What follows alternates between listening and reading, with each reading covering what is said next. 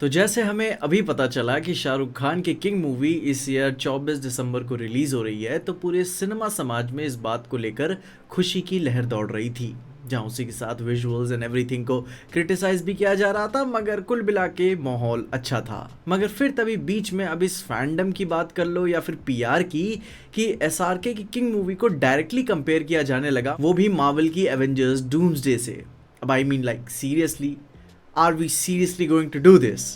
मैंने कुछ महीनों पहले प्रभास वर्सेस एसआर के वाले पूरे पंचायत के ऊपर फुल डिटेल पे एक्सप्लेनेशन दिया हुआ था कि कौन सबसे बड़ा स्टार है, जब वांगा ने स्पिरिट मूवी के साथ अनाउंसमेंट दिया हुआ था कि प्रभास इंडिया का बिगेस्ट सुपरस्टार है, जिसमें आप वो वाली वीडियो देख के सारी जानकारी ले सकते हो। पर are some people seriously considering कि एवेंजर्स डूम्सडे एक कंपटीशन भी होगी किंग मूवी के साथ? क्योंकि the actual king coming out of this rivalry is Doctor Doom. जहां पे अभी भी बात ये है कि एसआरके की किंग मूवी से हफ्ते पहले एवेंजर्स डूम्सडे रिलीज हो रही है, जो कि उसका अगर कोई वर्दी कंपटीशन है तो वो इंटरनेशनल मार्केट में ड्यून पार्ट 3 को ही कहूंगा। एंड उसके बाद अगर अगर रामायण इंक्लूड होती, अगर उस टाइम फ्रेम के अराउंड में रिलीज होती, तो मैं कह सकता था, क्योंकि नमित मल्होत्रा इंटरनेशनल स्केल के लिए ही उस मूवी को बनाया है। मगर किंग हाँ वो इंडियन मूवी है जो कि इंटरनेशनली अपील करती है, बट उसका डायरेक्ट कंपटीशन लगा देना एवेंजर्स डूम्सडे से मैं सपने में भी नहीं सोच सकता था।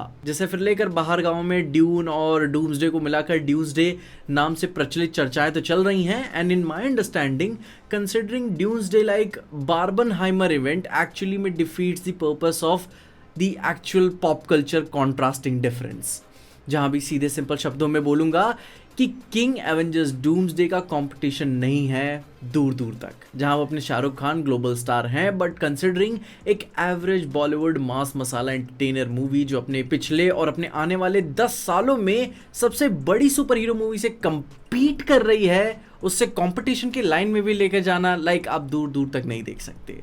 ऐसी सुपर हीरो मूवी ना कभी बनी है ना बनेगी, क्योंकि एवेंजर्स डूम्सडे अपने आप में ही सारे इवेंट्स को सोलो कर देता है। जहां पे मुझे अभी भी याद है कि जब एवेंजर्स एंड गेम रिलीज हुई थी तो 4-4 हफ्तों तक हाउसफुल चल रहे थे, मुझे टिकट नहीं मिल रही थी, वो भी नॉर्मल स्क्रीन की टिकट नहीं मिल रही थी।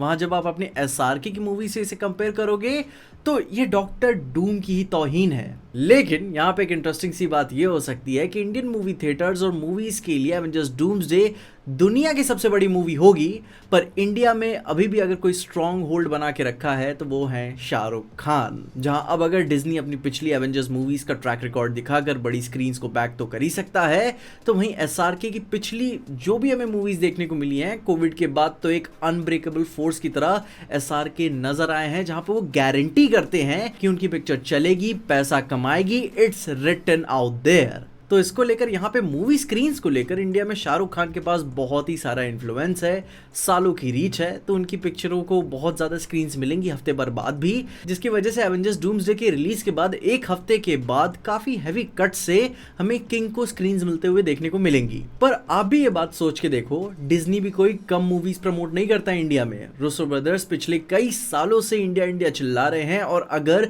एवेंजर्स डूम्सडे को प्रमोट करने के लिए इंडिया आ गए तो ये सबसे बड़ा कार्ड खेल देगा मार्वल और डिज्नी कि इंडियन मार्केट में उसे अगर एसआरके से कंपीट करना है, बाकी सारी और भी स्क्रीन्स को डोमिनेट करना है, तो उन्हें अपने स्टार्स को इंडिया में लाकर प्रमोट करना होगा। और अगर ऐसा हुआ तो समझ जाना कि Disney is not banking of king के सामने, जिसमें यह दोनों मूवीज ऐसे बिल्कुल भी नहीं है कि 1-1.5 हफ्ते में चल गई एंड इनका ट्रेंड खत्म हो गया एंड फिर ये घर चले गए। ये पिक्चर चलती ही इसी वजह से है, ये कमाती ही इसी वजह से है कि ये महीनों तक थिएटर्स में लगी रहती हैं एंड देन ये दबा के पैसा बनाती हैं। जिसमें फिर अब मिला के यहाँ पे ऑडियंस की बात कर लो, पीआर है या फिर ये फैन बॉयज है, इसे इन्हें अप्रोच इस तरीके से करना चाहिए, सिंपल तरीके से, कि कंट्रोवर्सी से अच्छा कोलैबोरेशन में फ़ायदा है। जहां अगर इन्हीं सब के बीच में अगर आप ड्यून के फ़ैन हो तो ड्यून पार्ट 3 थिएटर्स में जाकर जल्दी से देख लेना, क्योंकि WB वैसे भी अपनी पिक्चरों को बहुत भाव के साथ इंडिया में प्रमोट नहीं करता। और किंग रिलीज़ होने के बाद भगवान भरोसे ही है कि Tier 1 सिटीज़ में कुछ इसे बड़ी स्क्रीन्स मिलेंगी, जिसमें से फिर अगर टक्कर की लड़ाई बच जाती है किसी के बीच में, वो देखने लायक होगी, तो वो होगा डूम्सडे और किंग के बीच, वो भी इंडिया में स्पेसिफिकली। क्योंकि इंडिया में किंग इंडिया स्पेसिफिक कितना भी पैसा बना ले, लेकिन ग्लोबल स्केल पे एवेंजर्स डूम्सडे ही रूल करने वाली है। जहाँ तक कि इसे इस तरीके से भी देख सकते हो कि जितना किंग अपने all life time box office में पैसे कमाएगी, डूम्सडे तो अपने पहले 2 हफ्तों में उससे कई गुना ज़्यादा पैसे बना लेगी। एंड यहाँ पे कोई भी डिसरिस्पेक्ट में बात नहीं कर रहा हूँ, दिस इज फैक्ट।